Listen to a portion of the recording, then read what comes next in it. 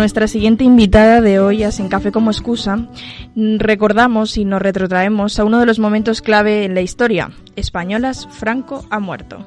Bienvenida a Telón y Cuenta Nueva, Jessica Belda, ¿qué tal? Hola, gracias.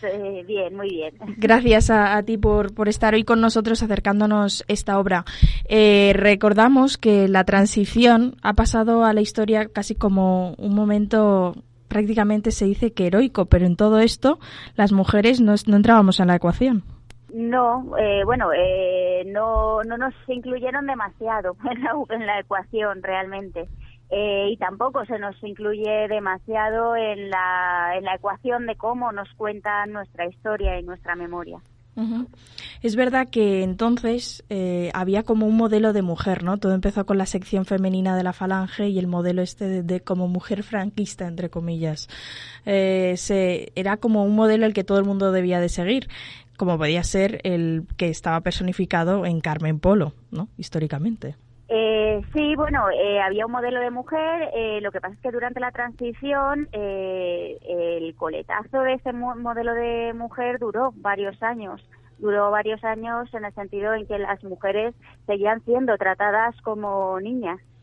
El programa, no hay que olvidar que el programa de Elena Francis estuvo emitiéndose hasta 1984. Anteayer, en realidad. ¿Qué, perdón? Que en realidad es anteayer, ¿no? Ha pasado muchas generaciones, ha permanecido. Sí, entonces hasta el 84 les estaban expresando y transmitiendo un modelo de mujer que era el derivado de la dictadura, que si bien es cierto que durante todo ese periodo fue modificándose de acuerdo a las nuevas necesidades de transformación social que se estaban produciendo en la época, seguían siendo tratadas las mujeres como niñas. Uh-huh. Y seguían dependiendo en todos los sentidos del marido, del hermano. Los patronatos estuvieron en funcionamiento hasta 1985. Ahí te podía llevar perfectamente tu padre, porque tenías un comportamiento inadecuado que no se ajustara a lo que él consideraba que era ser una mujer. Es que realmente se extendió mucho tiempo durante la transición y una gran parte de nuestra democracia, ¿no? De lo que es este periodo democrático en el que todavía estamos. ¿Crees que, o mejor dicho, cómo definirías tú la transición? ¿Cómo definiría la transición? Pues la transición fue un periodo necesario para salir de la dictadura, simplemente que fue un periodo en el que se perdieron muchas oportunidades también. Uh-huh. Muchas oportunidades relativas también, sobre todo en este caso a la mujer. Sí, porque es verdad que durante todos esos años, comentabas, el consultorio de Elena Francis, el patronato, eran años en los que ni se contemplaba el hecho del feminismo, ¿no? El hecho de que la mujer tuviese voz y voto. Claro, era lo que se les decía, es el tiempo de la democracia, no del feminismo. Bien, pero es que ahora ya son 45 años después.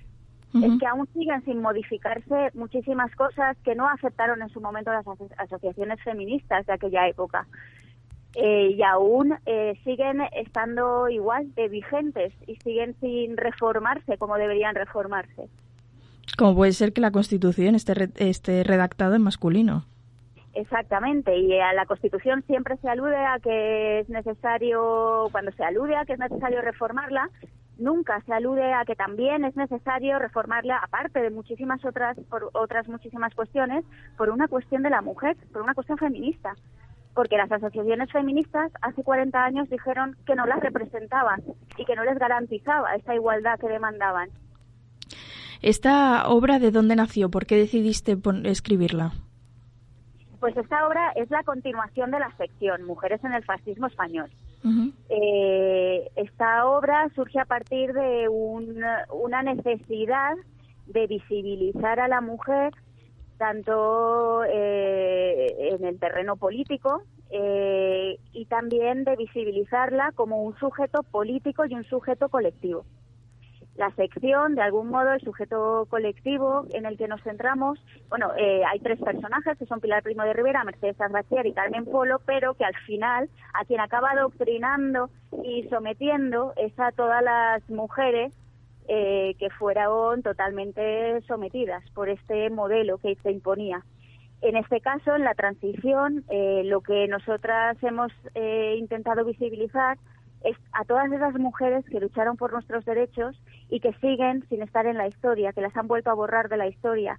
Que en los libros, algo bastante, que nos sorprendió bastante fue que revisamos un montón de bibliografía sobre la transición y apenas se dedicaba un párrafo en cada uno de ellos a nuestra historia. A qué ha pasado, qué pasó con el voto de anticonceptivos, qué pasó con los delitos específicos de la mujer, qué pasó con las mujeres presas, no fueron amnistiadas. Esto no aparece en los libros de historia. Es una carencia muy grande que a día de hoy es necesario ya subsanar, porque nos están borrando otra vez y nuevamente de la memoria. Y si no conocemos nuestra historia reciente, difícilmente podamos vivir e interpretar correctamente el presente. Es verdad que históricamente las mujeres apenas han trascendido en los libros y así se demuestra en esta obra, ¿no? Así se reivindica. ¿Tú crees que durante todos esos años las mujeres realmente se daban cuenta de lo que estaban viviendo? Durante todos, yo creo que hubo muchas mujeres conscientes, claro que sí. Durante la transición hubo mujeres que lucharon una barbaridad y hubo mujeres que hicieron un montón por nuestros derechos. Solo que después, como bien se dice en un momento la obra, fueron fagocitadas por la política común. Las mujeres se manifestaban por la amnistía. En las manifestaciones pro amnistía aparecía una pancarta reclamando la libertad, también la amnistía para las 350 presas. Eran presas por adulterio, prostitución, anticoncepción y aborto.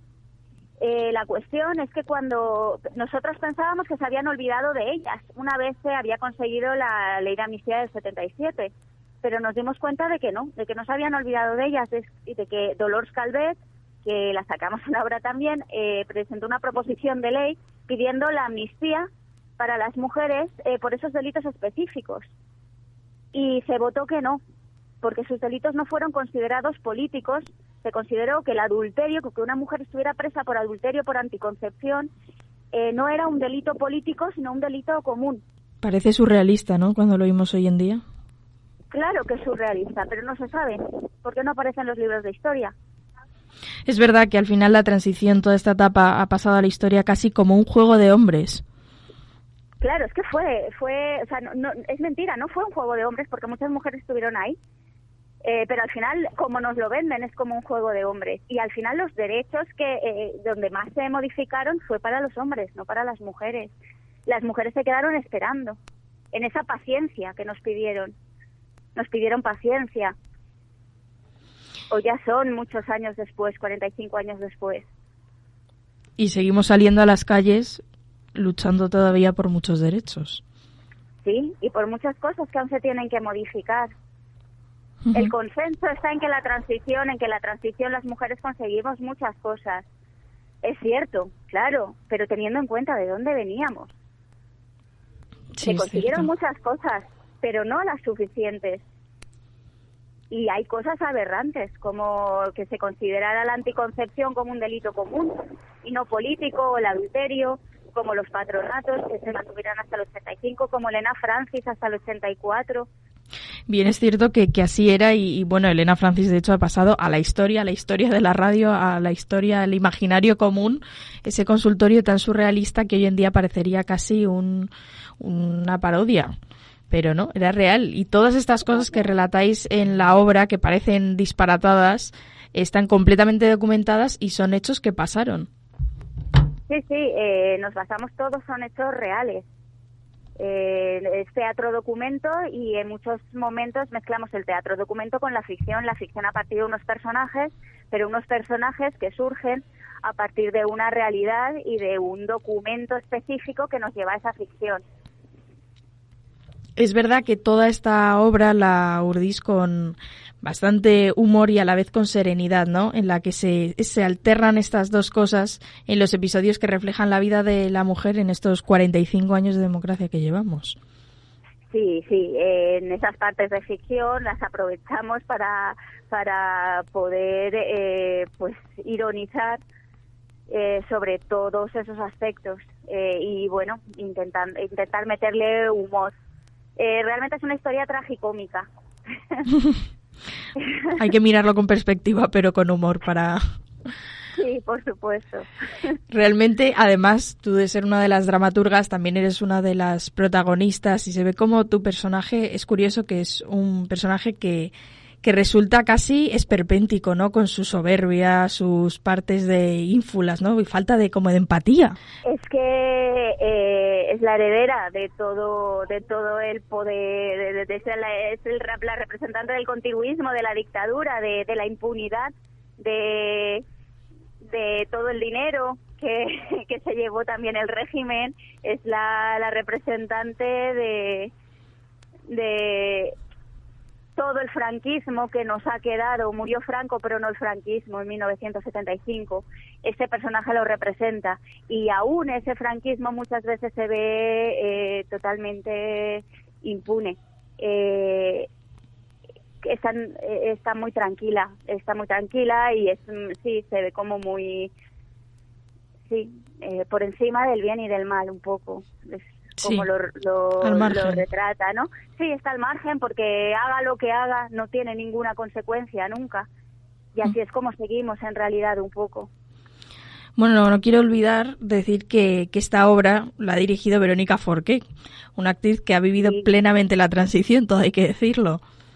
Sí, nada, y ha sido un proceso maravilloso y hemos aprendido una barbaridad y nada, ha sido un placer. Es verdad que Verónica Forqué como actriz tiene un estilo muy marcado, todos sabemos quién es, ¿no? Como directora, tú al haber recibido, al haber escrito y al haber sido parte de la obra, ¿crees que también tiene su estilo como directora? Bueno, ella ella tiene este humor que la caracteriza y creo que también nos lo ha sabido transmitir en nuestra construcción de personajes, en nuestra... sí, por supuesto. Bueno, dentro de la obra también se remarca las canciones que han pasado a la historia, pues por la lucha que llevaban consigo, ¿no? Como puede ser ese Libertad sin ira, que aún hoy en el 2020 casi que se puede aplicar. Sí, las canciones metemos Libertad sin ira, metemos la de O Pello Pello Pello, que es una canción popular vasca, que ya se recogió en unos cancioneros de 1919-1920 y que popularizó Miquel Laboa. Y es una canción que habla del sometimiento de la mujer al hombre, ¿no? Y un poco de esta paciencia, y le dice al marido: tengo sueño, ¿cuándo me puedo ir a dormir? Y siempre tiene que hacer cosas hasta que amanece. Otra canción que sacamos es la de La hierba de los caminos, de Chicho. Explicita claramente a la mujer del obrero que la hierba de los caminos la pisan los caminantes y a la mujer del obrero la pisan 4 tunantes de esos que tienen dinero, ¿no?